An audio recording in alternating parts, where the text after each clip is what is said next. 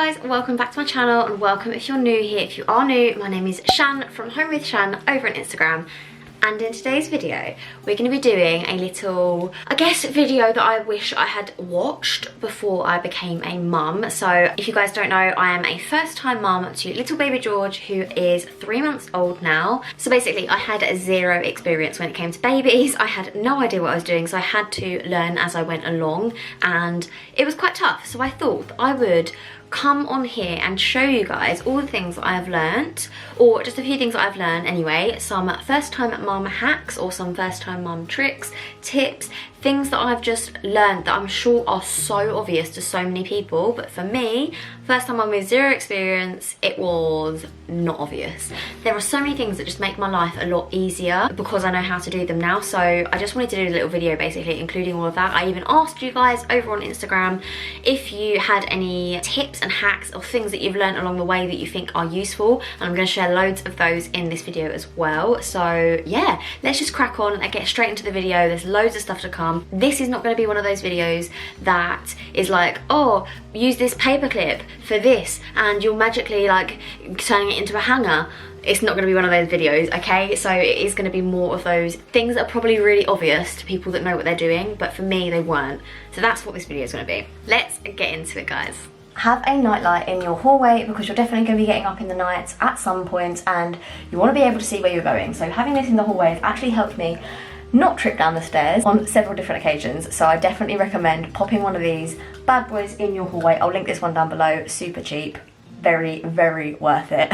Okay, nappy changes. Let's talk nappy changes. Firstly, always have a nappy ready when you're going to change the nappy.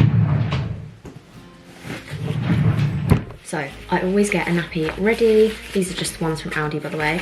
I always get one ready, lay it out, ready, and then I grab George and then I change his nappy. That way, if he decides to go to the toilet when I take his nappy off, which is usually what he fancies doing, I've got this one ready to go as soon as possible.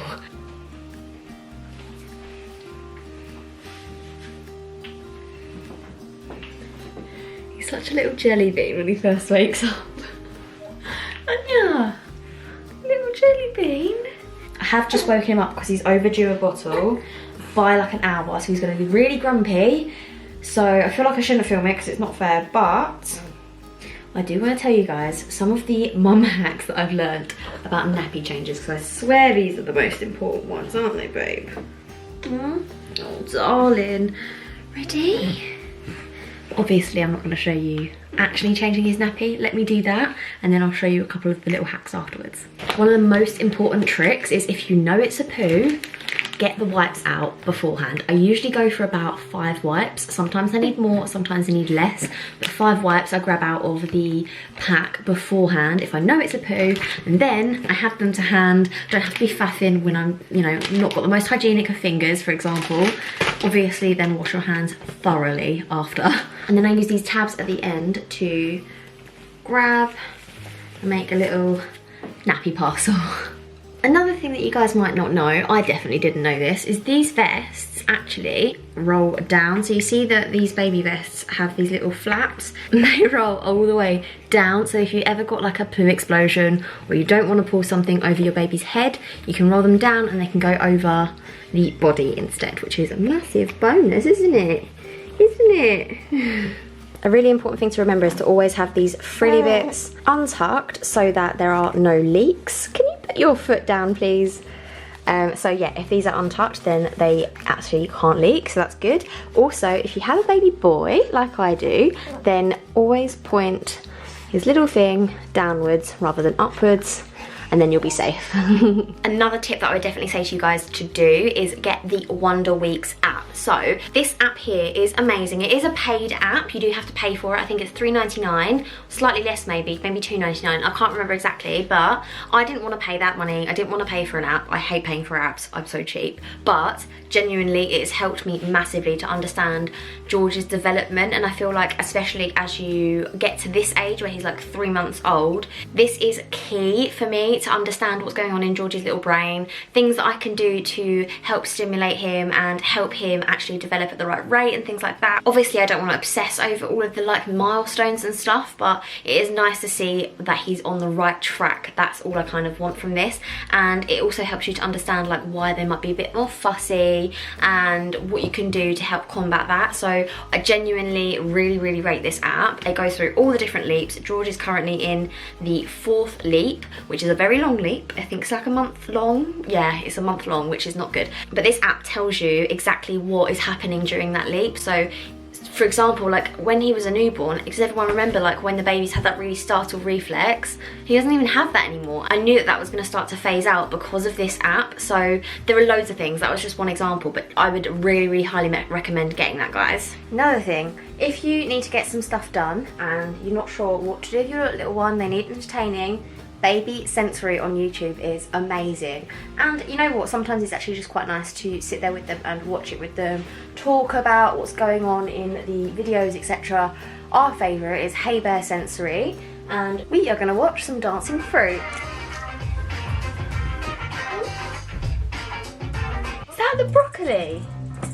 Broccoli. Carrot. Radishes. Corn on the cob. Oh my gosh. Look at them dancing. You love it, don't you, George? He absolutely adores this. Anything like black and white or high contrast, moving like that. It's absolutely... You're obsessed with it, aren't you? And he also loves this little activity centre thing as well.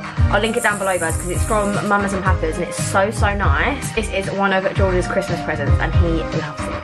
So sometimes the most effective way of entertaining your baby and spending time with them are the simplest ways. So I love to just lay down here with George, get my face really close to his and have a little talk, a little chat, get really excited with him, and the facial expressions you pull and like the eye contact and everything is honestly, he just absolutely loves it. Way more than if I put him in that chair or like use any other toys or anything. You just love spending time with mummy on the floor, don't you? Don't you? Oh, lovely. A bit of reality there.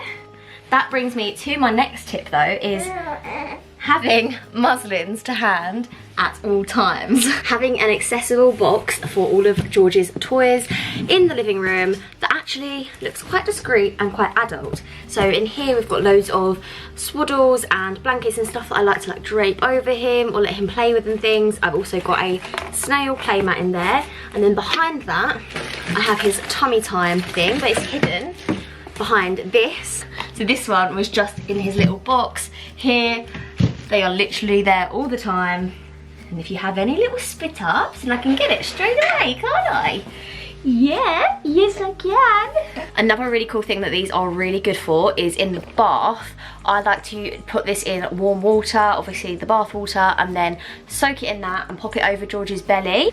Just like that, and then you're never gonna be cold, are you? And then you're always gonna enjoy the bath. It's the best time for you. You love it. You love it. The thing that babies hate about the bath is when they get cold, and if they have this on it with warm water, all snuggly, they're never gonna get cold and they're gonna absolutely enjoy the bath so much more. Also, if you have a Peri bottle from when you were pregnant / after you'd given birth, this is actually what I used when I went for my first week after birth, and you just use that to dilute it so it doesn't sting as much. But this is actually really good for getting the shampoo out of a baby's hair when they're in the bath, because it doesn't like, you can just chuck water on it and it's fine, it might go in their eyes or something, but this directs it in the right direction and it's actually just really handy. I've got it now, so I might as well use it. Another thing I would say, please ignore the background, oh my god, it's so messy in here, but one thing I would say is just because your baby's crying doesn't necessarily mean that they are automatically hungry. It could be something else. It could be boredom. It could be that they're in pain in some way.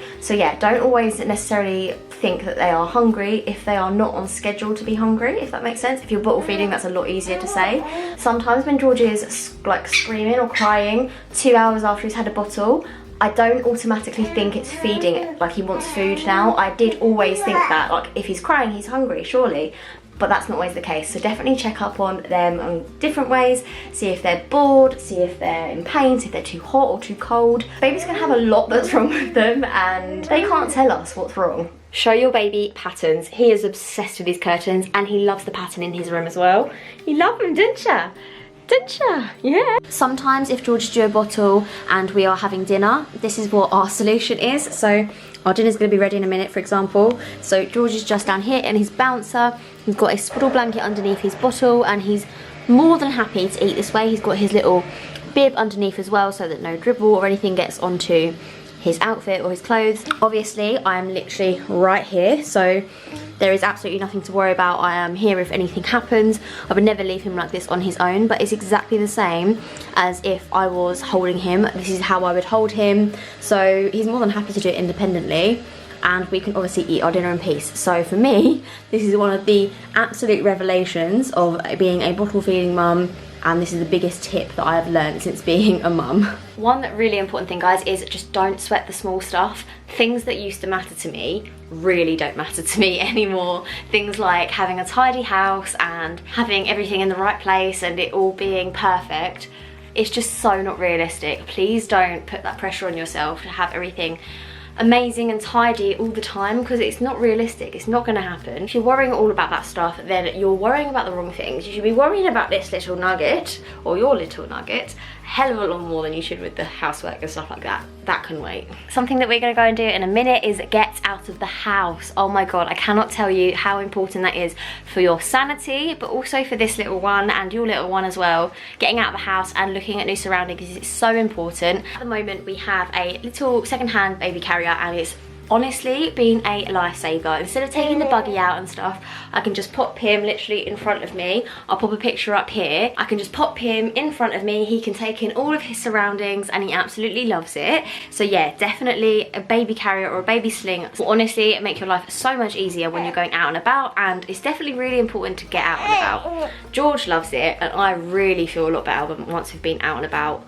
for even just 15-20 minutes, to be honest. We're gonna go out for our evening walk very, very soon, so I like to start getting ready a little bit sooner than I used to have to get ready to leave the house, because everything takes a lot more time, doesn't it? Doesn't it? Yeah. Which leads to my next point, which is allow extra time for everything. I mean everything. The minute we want to go out the door, he decides to go for a poo. It's literally without fail every single time. So just allow loads of extra time. Don't stress about stuff. If you're going to be late for something, you're going to be late. It doesn't matter. Honestly, all that matters is that you're not transferring your stress onto this little one, and if you're stressed, they're going to be stressed. A stressed baby is definitely not the easiest baby to look after, is it, George? No.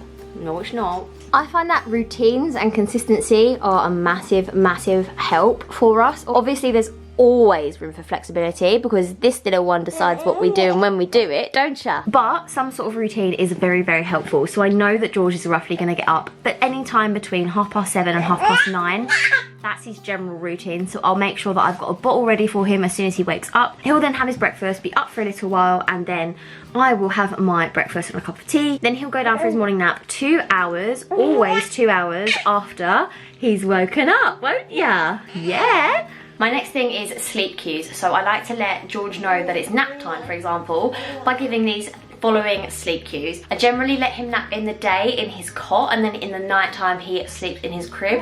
The reason being, this room has a blackout blind, which obviously helps for daytime naps to be longer. I like to change his nappy, swaddle him, pop his dummy in, and then pop you in the dream sheet on and set that to go off if he makes a noise or anything, and then it will go off and catch him so that he can get back to sleep really, really easily if he does wake up. They're the sleep cues that we like to use. Use your own, whichever ones work for you, but they're the ones that work for us. And then I tend to just leave George to sort of self-soothe and get himself to sleep using the dummy and the white noise to help him along. His nap time is then the time that I get myself ready. I feel so much better on the days where I really take the effort to have a little bit of me time. So whether that is literally the minimum, having a shower and brushing my hair, or if that is actually putting a little bit of makeup on, even if I haven't done my hair. Like I have to kind of choose which thing I go for, because let's face it, I'm very rarely gonna get the chance to have a shower, wash my hair, do my skincare,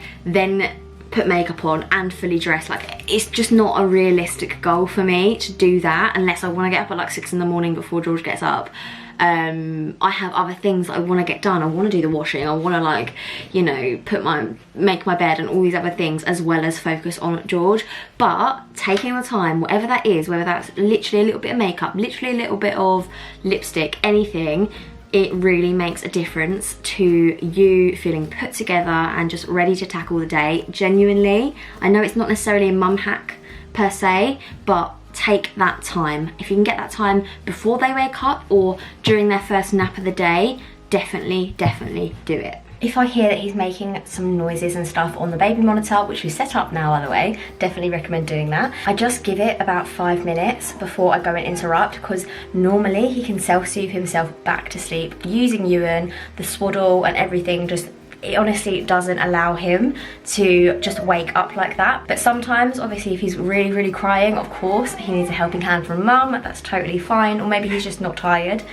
I can hear him stirring a little bit, but I feel like he'll get himself back to sleep. So a little pause before interrupting is always helpful, I find. Get some plastic containers, just like this one, so you can put any clothes that the baby's grown out of in them, and then once it's full, you can put it away into storage, or sell them or give them as charity, whichever you want to do. But I have this, I've just put some masking tape on it saying 0 to 3 months clothes. Sadly, no longer is George in those clothes, but we are probably just going to keep them until we decide whether we're going to have another baby or not. But yeah, these are going to go into storage, completely out of the way, and super easy to store. Another trick I would say is get some drawer dividers for your drawers, your baby drawers specifically, because baby clothes are tiny, but they genuinely, they can get so messy. So yeah, get some drawer dividers. I'm gonna pop these away now and we're gonna be sorted. All sorted. So much easier having these drawer dividers than just trying to organize a drawer without them. I rate them so much. So guys, I really hope you found that video helpful. Obviously, these are just the things that I've picked up since I've been a first-time mum. A lot of them were just super simple things that I bet any mum now would be like, yeah, of course. But as a first-time mum, it's really difficult sometimes to know these kinds of things, isn't it, George? So I really hope you found this video helpful. I'm gonna leave loads of your little tips, hacks, tricks for being a first-time mum here. I've got loads of responses, so I'm going to leave those there, and hopefully you guys can read those and see what you guys think. If you have any other tips, guys, please leave them in the comments below. Help each other out. I want to learn some more as well. Anything that we can do to help each other out at this really difficult time, because we're not going to baby groups as much, we're not seeing other mums, we're not meeting other mums. I'm not meeting up with other mums and stuff as much as I thought I might when I have a baby, so I feel like the internet for now is like my safe haven where I can just put everything there and hope for, and get loads of stuff back from you guys as well, which is amazing. I love hearing from you guys, I really do. So yeah, interact with each other down below, see what we can help each other with. If you've got any questions or anything, my inbox is always open on Instagram. But for now, guys, we're gonna head off, and I'm gonna love you and leave you and see you later. Bye.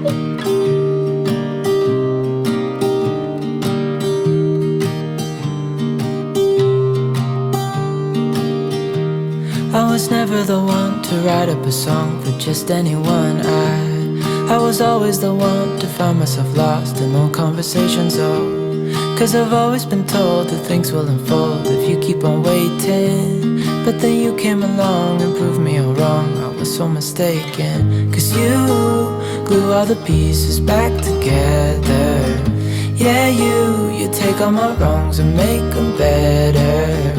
Yeah, you're making me wanna try forever. And I feel so free, oh my sweet baby.